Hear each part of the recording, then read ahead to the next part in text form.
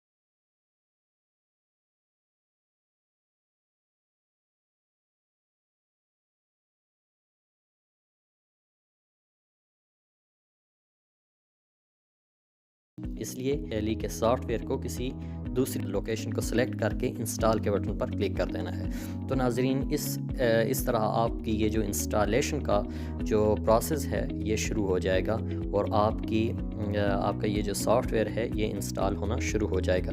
तो हम इसको ज़रा स्किप करके आगे कर लेते हैं ताकि हमारा टाइम बच सके और आप अपने लेसन को कम वक्त में कंप्लीट कर सकें। तो नाज़रीन, ये देखें, आपका ये जो टैली का ERP सॉफ्टवेयर 9 है ये डाउनलोड हो चुका है और ये सक्सेसफुली इंस्टॉल भी हो चुका है। ठीक है, आपके सामने यूँ मैसेज आ जाएगा, तो आपने फिर डन के बटन पर क्लिक करके आगे बढ़ जाना है।